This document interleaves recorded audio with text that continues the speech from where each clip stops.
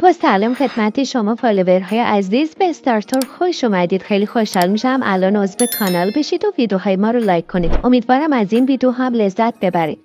چیزی که زمانی عشق بود حالا تبدیل به خشم شده. راه دو نفری که آرزوی با هم بودن رو داشتن حالا دیگه از هم جدا شده، اما رد پای این عشق هنوز تازه است و این بار نسرین آتاگل دیوار سکوتی رو که بر روی آن آثار ساخته شده بود شکست. در هفته‌های اخیر ترکیه شاهد یک برخورد تصادفی در یک رستوران مجلل استانبول بود، جایی که همسران سابق نسرین آتاگل و براک اوزچیویت با دوست دختر جدید براک ملاقات کردند.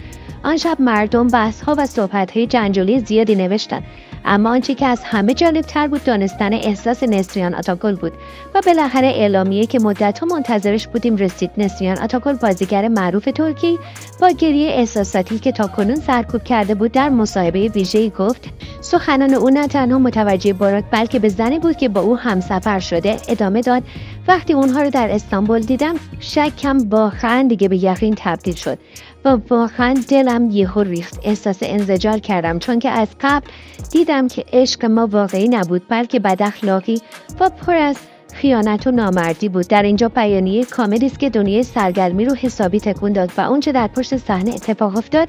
این مصاحبه در اتاق نشیمن خانه نسرین مشرف وسپر انجام شده. روی صندلی راحتی نشسته بود، دستانش رو روی زانوهاش گره کرده بود و چشمانش پر از اشک بود و گفت مدت زیادی بود که اون رو داخل سینم نگه داشتم. درست بعد از ورود مردی که منو رها کرد عینکی رو دیدم که با او به نمایش گذاشت. خوشحالی آنها ناراحتم نمیکنه، اما از بی‌شرمی آنها منفجر شدم.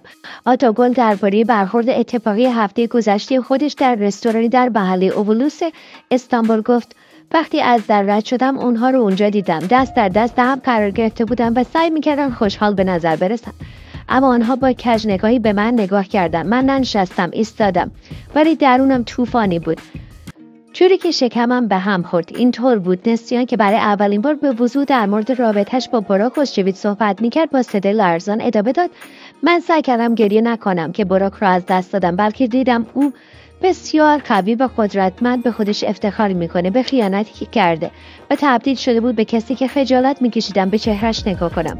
دیدن اون تغییر من رو ویران کرد. نسرین وقتی در مورد پست‌های دوست دختر جدید براک در شبکه‌های اجتماعی پر از کنایه و کامنت‌های مانند تو نمیتوانی با سایه ها مبارزه کنی پرسیدن، برای اولین بار عصبانی شد و گفت فکر میکنم او فراموش کرده زن کنارش کیست. او انقدر جسوره که به من حمله کنه، اما هنوزم نتونسته که با براک از شر او خلاص بشه، رابطه خوبی داشته باشه. فقط حضور او برای من غیر قابل تحمله. آتاگل همچنین جزئیاتی در مورد پایان رابطه اونها به اشتراک گذاشت و گفت براک هیچ وقت اون رو رها نکرده بلکه به تدریج از زندگیش کنار رفته تا دیگه ناپدید شده. او یک روز ناگهان ترک نکرد، اما هر بار که به چشمان یکدیگر نگاه می‌کردیم فاصله ما دورتر می‌شد و آن سکوت و آن سردی چیزی است که یک زن رو به نابودی میرسونه. در دقایقی پس از انتشار این مصاحبه شبکه‌های اجتماعی به معنای واقعی فرو ریخت. در عرض چند دقیقه هشتگ‌های مربوط به نسرین آتاگل تو تنها نیستی در صدر دستور کار ترکیه قرار گرفت. طرفداران، دوستداران و هواداران و بسیاری از چهره‌های مشهور به او پیام‌های حمایتی ارسال کردند. او گفتند اینطور آبروداری می‌کنی، ما هرگز فراموش نخواهیم کرد که با زیباترین زن این کشور چه کار کردی. براک دیگر نمی‌توانیم تو را دوست داشته باشیم. تعریف اشراف حتی هنگام گریه. اظهارات کتبی براک از طریق نماینده وی دیری نپایید که منتشر شد. اظهارات خانم آتاگل کذب است. ما حقوق قانونی او رو در مورد این اظهارات پیگیری می‌کنیم و از مرزهای زندگی خصوصی فراتر رفته. با این حال واکنش‌های عمومی برای براک مطلوب نبود. به ویژه کارشناسان حقوق بشر و نماینده حقوق زنان و رسانه‌ها خاطر نشان کردند که سوء استفاده عاطفی از نسرین کاملا مشهوده. مادر نسرین آتاگل نیز در پستی پس از مصاحبه با تاکید بر اینکه همواره در کنار دخترش هست و از او حمایت میکنه تاکید کرد هر کس دخترم رو به گریه انداخته با تمام قدرت مادری من روبرو میشه. در همین حال دوست دختر براک با انتشار پستی در اینستاگرام نوشت من زیر سایه کسی راه نمیروم بلکه در نور خودم راه میروم.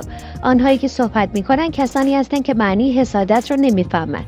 با این حال نظرات به سرعت بسته شد زیرا واکنش‌ها اونقدر تند بود که ترکیه رو به هم ریخت. در پایان مصاحبه برای همه پیامی به این جمله فرستاد من با قلبم این رابطه رو ترک کردم، اما بزرگترین قدرت یک زن شجاعت برای شروع دوباره است و اگر هر روز صبح بتونم به خودم بگویم از هم نپاشیدم، پس من برنده هستم.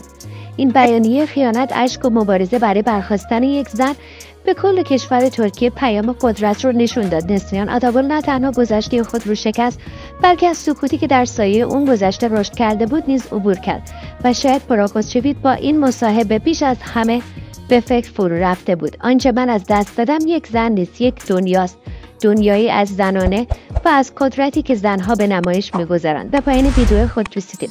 فراموش نکنید در کانال من عضو بشید. دوستتون دارم.